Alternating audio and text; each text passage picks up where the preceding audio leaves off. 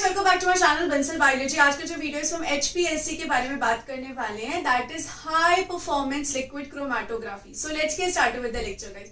सबसे पहले हम क्रोमैटोग्राफी का मतलब देखें तो क्या होता है। समझिए मेरे पास यहाँ पर एक सैंपल है और इस सैंपल में डिफरेंट डिफरेंट तरीके के मॉलिक्यूल्स प्रेजेंट है। तो अगर मुझे इन मॉलिक्यूल्स को सेपरेट करना है तो मैं क्रोमैटोग्राफी यूज करती हूँ। अब क्रोमैटोग्राफी में हम क्या करते हैं, क्रोमैटोग्राफी में हमारे पास एक कॉलम प्रेजेंट होता है जिसको हम किसी चीज से फिल कर देते हैं। जैसे कि इस कंडीशन में मैंने इसको सिलिका पाउडर से फिल कर दिया पूरी तरीके से इस कॉलम को। अब मैंने यहाँ पर जो सिलिका लिया है ना, वो यहाँ पर ऐसे ही बैठा रहेगा, वो मूव नहीं करेगा, जिसकी वजह से मैं इसको क्या बोल दूंगी, कि स्टेशनरी फेज है।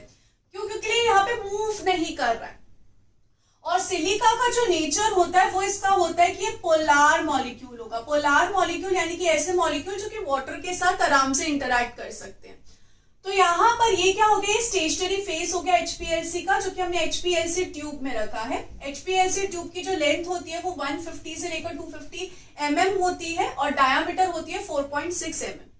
तो ये यहाँ पर क्या हो गया, स्टेशनरी फेस हो गया। अब यहाँ पर एक स्टेशनरी फेस है तो एक मोबाइल फेस भी होता है जो कि यहाँ पर असल में मूव करेगा। तो यहाँ पर हम क्या करेंगे, एक सॉल्वेंट रखेंगे जो कि यहाँ पर आएगा इस HPLC ट्यूब के अंदर। लेकिन इस कंडीशन में स्पेशलिटी क्या है कि यहाँ पर ये जो सॉल्वेंट है इसको हम प्रेशर से लगाते हैं, यानी कि हम इसके ऊपर प्रेशर लगाएंगे ताकि जो इसकी मूवमेंट है वो फास्ट हो सके। यहाँ पर जो प्रेशर है वो 400 एटमॉस्फेरिक प्रेशर लगाया जाता है सो दैट सॉल्वेंट फटफट मूव करे। अगर हमारा जो सिलिका पोलार है, स्टेशनरी फेस पोलार है, तो हमारा जो सॉल्वेंट होगा वो हमेशा उससे उल्टा होगा, यानी कि ये पोलार है तो वो नॉन पोलार होगा, ताकि यहाँ पर हम देख सके कि जो सैंपल है वो किसके साथ ज्यादा इंटरैक्ट कर रहा है।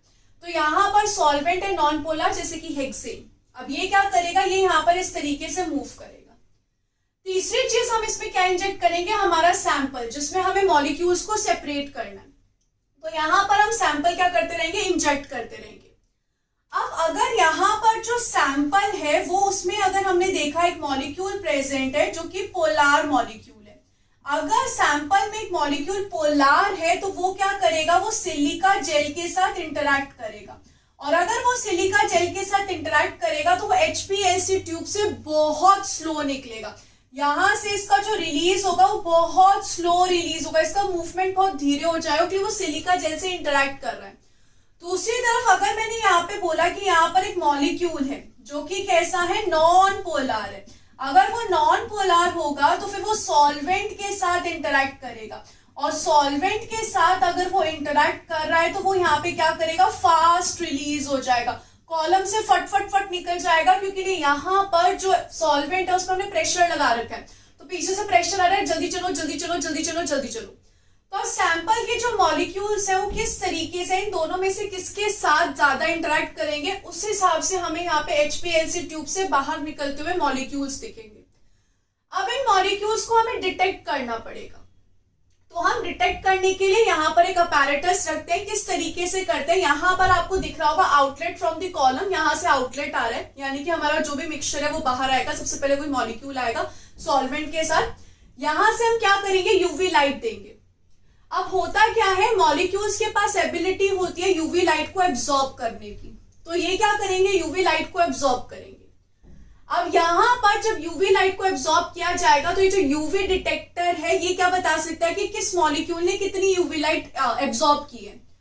तो उस हिसाब से हम पता लगाएंगे कि हाँ यहाँ पे कौन सा मॉलिक्यूल प्रेजेंट है, क्योंकि हर एक मॉलिक्यूल एक स्पेसिफिक यूवी लाइट को एब्जॉर्ब करता है। तो हम यहाँ पे फाइंड आउट कर सकते हैं किसी मॉलिक्यूल ने कितना यूवी लाइट एब्जॉर्ब किया है। इससे पहले अगर मैं इसको आगे और समझाऊं, ये वाला कोई मैं एक थोड़ा सा और बताती हूँ कि अभी ये जो हमने देखा ये HPLC है, लेकिन यहाँ पर एक और चीज होती है जिसको हम बोलते हैं रिवर्स फेस क्रोमैटोग्राफी। इसी में ही होता है, बस रिवर्स फेस HPLC होता है। फर्क क्या है, इसमें जो सिलिका है उससे हम अटैच करवा देते हैं बहुत सारे कार्बन्स को, लगभग 8 से लेके 18 कार्बन के मॉलिक्यूल को अटैच करवा देते हैं, जिससे क्या हो जाएगा, ये सिलिका नॉन पोलार हो जाएगा। और वहीं यहाँ पर जो हमने ये सॉल्वेंट लिया है, इस कंडीशन में हम सॉल्वेंट कौन सा यूज करेंगे, जैसे कि वाटर प्लस मैंने मिथेनॉल यूज कर लिया, तो ये क्या हो जाएगा, ये यहाँ पे पोलार मॉलिक्यूल हो जाएगा। तो इस कंडीशन में रिवर्स फेज में मैंने इस पूरे प्रोसेस को उल्टा कर दिया। यहां पर मेरा सिलिका हो गया नॉन पोलर, सॉल्वेंट हो गया पोलर। तो इस कंडीशन में जो मॉलिक्यूल पोलर होगा वो फटफट फटफट फटफट HPLC से निकल जाएगा, वही जो नॉन पोलर होगा वो यहाँ पे इंटरेक्ट करेगा। तो बस यहाँ पर इस कंडीशन को हमने उल्टा कर दिया, पोलर और नॉन पोलर को हमने उल्टा कर दिया। अब हम फिर से यहाँ पे यूवी डिटेक्टर पे आ जाते हैं। तो मैंने आपको यहाँ पे कहा कि यहाँ से जो मॉलिक्यूल्स निकलेंगे तो वो क्या करेंगे, लाइट को एब्जॉर्ब करेंगे। कितनी लाइट एब्जॉर्ब की है वो आपको यूवी डिटेक्टर बताएगा। अब यहाँ पर क्वेश्चन एक पे आता है कि सॉल्वेंट भी तो लाइट को एब्जॉर्ब कर सकते हैं, यूवी लाइट को, तो सॉल्वेंट क्यों नहीं एब्जॉर्ब कर पाएंगे? उसका रीजन ये है कि जब हम यूवी लाइट यूज करेंगे ना तो सोच समझ के यूज करेंगे।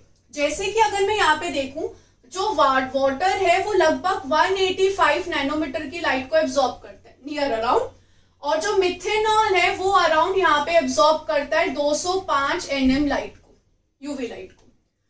तो मुझे पता है मेरे पास सॉल्वेंट में ये दोनों मॉलिक्यूल्स प्रेजेंट है, तो मैं ये यूवी लाइट यूज ही नहीं करूंगी। मैं यहाँ पे यूवी लाइट ऐसे यूज करूंगी जो 205 नैनोमीटर से ज्यादा की हो, ताकि यहाँ पर यूवी लाइट को अगर एब्जॉर्ब करे तो सिर्फ और सिर्फ जो सैंपल के मॉलिक्यूल्स है वही एब्जॉर्ब करे, सॉल्वेंट यहाँ पे उसको एब्जॉर्ब बिल्कुल भी ना करे।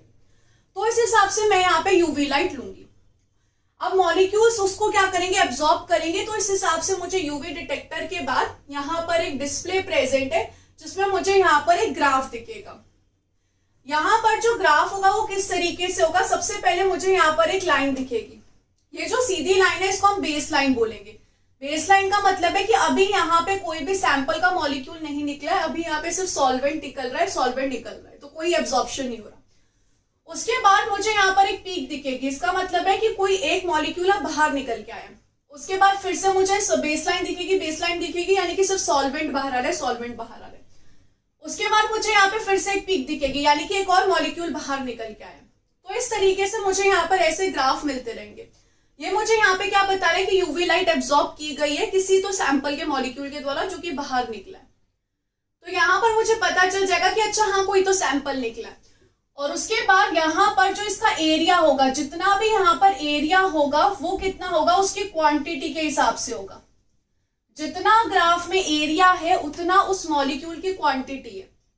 तो जितना ज्यादा ग्राफ का एरिया आया यानी कि उतना ज्यादा एब्जॉर्प्शन हुआ है, उतनी ज्यादा उसकी क्वांटिटी है। इस तरीके से हम फाइंड आउट कर सकते हैं कि मॉलिक्यूल्स यहाँ पे प्रेजेंट है, कितने प्रेजेंट है, उनकी क्वांटिटी क्या है, कितने यूवी पे वो एब्जॉर्ब कर रहे हैं। तो इस तरीके से यहाँ पे हम HPLC करते हैं और रिवर्स फेज HPLC